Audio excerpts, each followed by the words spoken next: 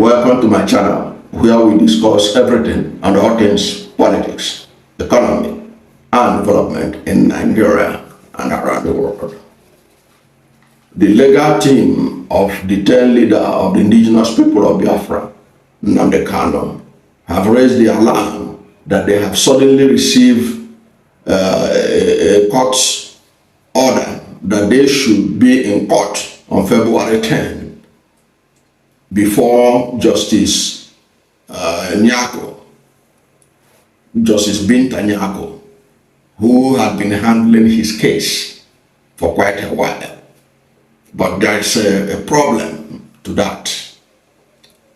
Nnamdi Kanu, in an open court, had previously declared that he had no confidence on Binta Nyako handling his case, saying that the Honourable Justice will not deliver justice to him, that he declared that he doesn't have confidence that he will get justice from her court, and that his case be transferred to another judge to handle.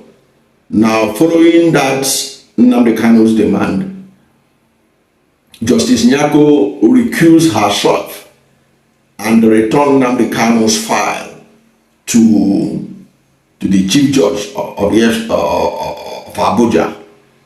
Now, the Chief Judge of Abuja, it was alleged, looked for other judges to take this case, and no judge agreed to take Nnamdi Kanu's case, allegedly.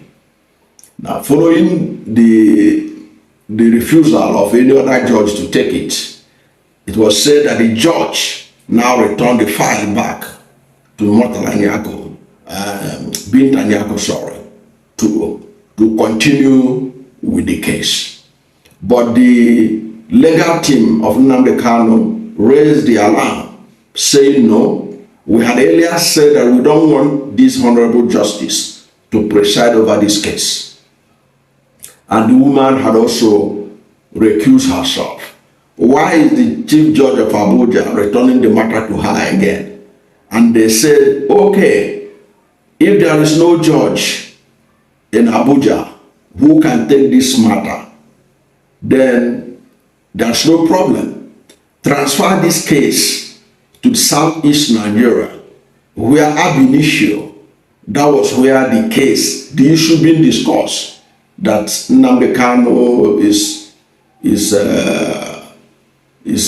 supporting terrorism or encouraging terrorism or whatever charges they had against him, that it was in the Southeast that the events that allegedly happened, for which he was being tried, took place, that it would be the most appropriate place to handle the case. So they tabled their case before the Chief Judge, and they pleaded the Southeast or any other former old Eastern region, perhaps in the South, that it would be okay to have the case in those two geopolitical zones, but particularly in the Southeast, which is the main epicenter of the whole allegation.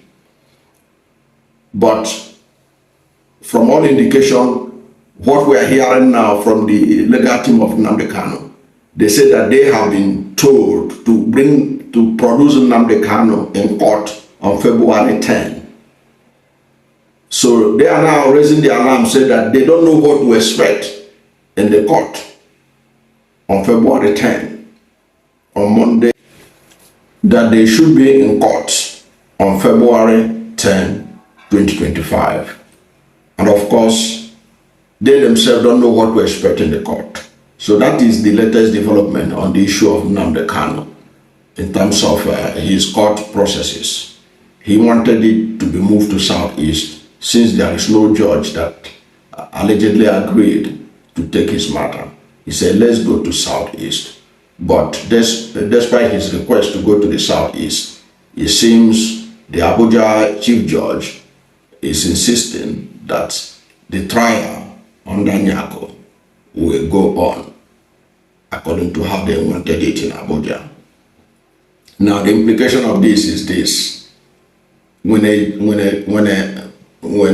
a suspect has declared that he has no confidence in the judge that will try him in court and ask the judge to recuse himself or herself, if the matter goes on in that court and that person is convicted, can we say that justice was done?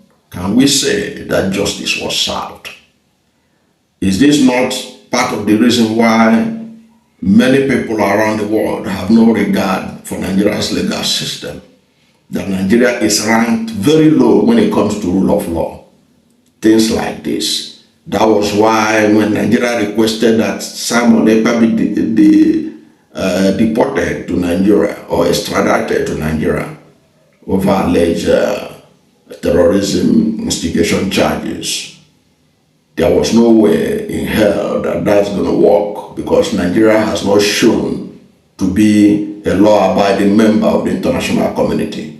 Because even the whole of the international communities are aware that rendition Nnamdi Kanu illegally from Kenya to Nigeria was a violation of international law and common law. Even Nigerian courts have also confirmed that what the Nigerian government did under President Buhari was an illegality that deserved condemnation by the international community, and the international community had condemned it. Like I said earlier on, in some other video, the United Nations Human Rights Council had condemned what Nigeria did by rendition Nnamdi Kanu, saying that it was an illegality, a violation of international law, and they demanded the immediate release of Nnamdi Kanu since 2022. So if this case goes ahead and Nnamdi Kanu is found guilty by Nyako's court, do you think that the international community will look at this and believe that justice was served? Whatever is your position, let's hear from you at the comment section. Thank you for watching this video. And if you are new to my channel, you have not yet subscribed to my channel, please subscribe to my channel. Hit the subscription button, hit the notification bell. When you subscribe to my channel and hit the notification bell, anytime I have a new video, you'll be among the first to know. God bless you. And please don't forget to like this video, because when you like it, God will rank it high and recommend it for more people. Thank you, and God bless you and yours.